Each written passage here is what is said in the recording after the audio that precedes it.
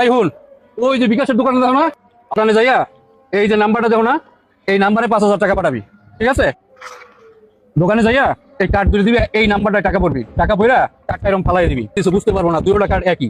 এরপর করবি ভাই টাকা তো আইয়ে নাই, সামনে যাইয়া দোকানে চেক করবো, চেক করলে দোকানদার তো ভাই একটা নাম্বার তো ভুলে গেছে, একটু কাবজাব করবি, কাবজাব করলে হয় 5,000 টাকা বিকাশে দিব, নয় টাকাটা লই আয় করবি। পারবি না? ঠিক আছে? পারেন না মানে দেখেন না কাজটা কেমন করি। যা। ভাই বিকাশে 5 টাকা পাঠা যাবো? হ্যাঁ ভাই যাইবো। এনেন ভাই এই নাম্বারে টাকাটা পাঠান। 1 2 3 4 5 ভাই গেছে টাকা। টাকাটা আইছে, চালা দিয়ে দিই অন্য জায়গায় ট্রান্সফার করে। হ্যালো, এই বকুল বন্ধু, তোর নাম্বারে 5,000 টাকা গেছে, দেখতো পাঠাইছি মাত্র, পাইছো না? আচ্ছা ওকে, টাকা তো পাঠাই দিছি, তার মোবাইলে বন্ধ করে দিই না, ঝামেলা হইব।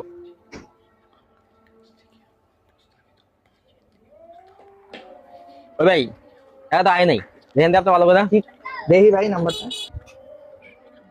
ভাই নাম্বার তো ভুল হইছে একটা। এই মিয়া ভুলেছে মানে? এত কিছু বুঝে না ভাই, আমার কাজ আছে, আমার তাড়াতাড়ি টাকা পাঠাইতে হবে, তাড়াতাড়ি টাকা পাঠান আপনি। ভাই এখন ভুলে গেছি, কি করবো ভাই, দাঁড়ান একটা ফোন দিয়ে দেখি। ভাই নাম্বার তো বন্ধ। এই মিয়া নাম্বার বন্ধ টন্ধ সেটা দিলে আপনি আমার হাসপাতালে তাড়াতাড়ি টাকাটা পাঠাইতে হবে, আমার বাপে হাসপাতাল ভর্তি। ওই টাকাটা পাঠান তাড়াতাড়ি মিয়া, ওই টাকা দেন। ভাই একটু চেষ্টা করে দেখি, ভুল হয়ে গেছে, এখন কি করবো ভাই, বিকাশ অফিসে একটা ফোন দিয়ে দেখি। এই মিয়া পাইজামি কম করেন মিয়া, আমার টাকা আমার দেন মিয়া, বিকাশ ফোন দেন না, জান নামে ফোন দেন, টাকা দেন। করেন ভাই।